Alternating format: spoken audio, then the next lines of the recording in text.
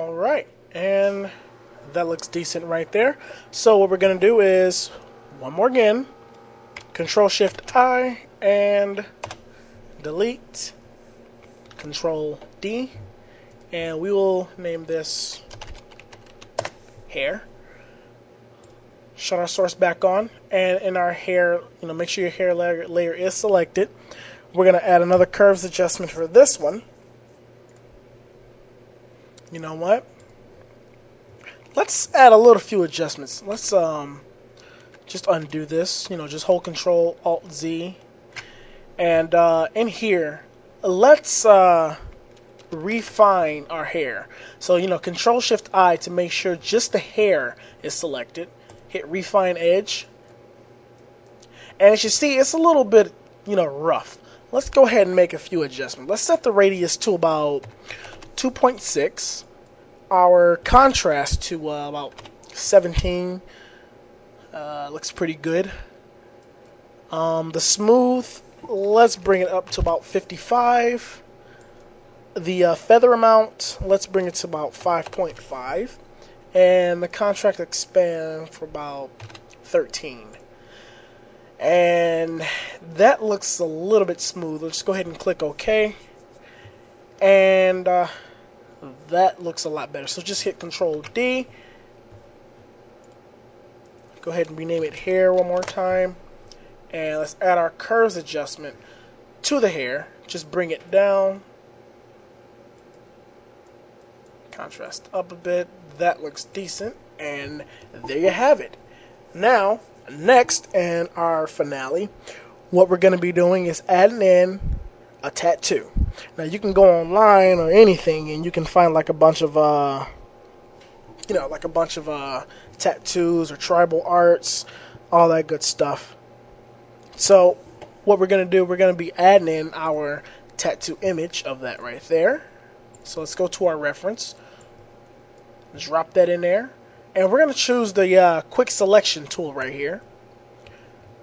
Let's first, you see how it says index, and you won't be able to do anything with it. Just go to image, mode, RGB color, and that solves that problem there.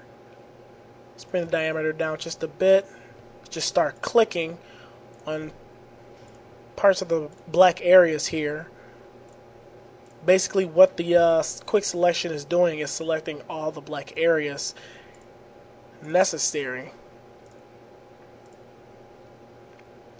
And that looks decent. Let's go ahead and just drag and drop our tattoo over in here. Let's make sure it's on like at the very top.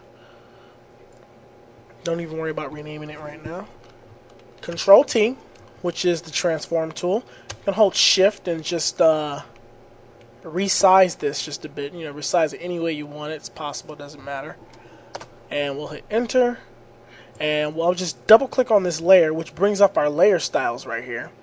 I'm going to choose Color Overlay, and then I'm going to choose Black. Why? Because with this tattoo selected right here, if I turn off our Color Overlay, you'll still see some of the white specks inside of here. So when I turn on the Color Overlay, it covers up that white spots, which makes it a little bit more realistic. So now, next what we're going to do is click Edit, Transform, Warp. So basically, what we're doing here is just warping our image to make it seem like it's actually sticking to her skin. I'll just bring that up just a bit and bring this back.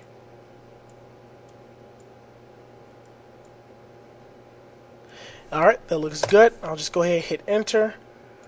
I'm taking our eraser tool here. I'm just going to erase out pieces of that right there. How about do it? And let's just zoom back. That looks good. We are just about finished. And let's go ahead and add a layer mask onto the tattoo. So right here is the Add Layer Mask button. You'll click on that right there. And then we'll select the black brush. Make sure the brush is selected, which is this right here. Alright. And let's make it a gigantic size brush, about like 170, enough to cover the tattoo right here. And you see I just clicked on it once. It's just like so, pretty much erased it almost. So what we're going to do, we're going to add make a little few adjustments by setting the flow to about 30 and the opacity to about 30. So if I click on it like 2 times, a few more times, you see it's starting to blend in with her skin. And that's exactly what we want. So now what we're going to do, click on that a little bit more. And some areas right there.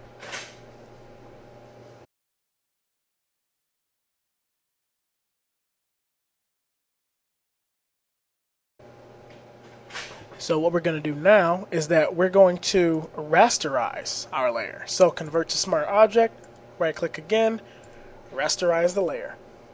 Alright, now that that's finished, what we're going to do now is let's give this about like a little soft light. And you see what that does is starting to blend in with her skin, which is exactly what we want.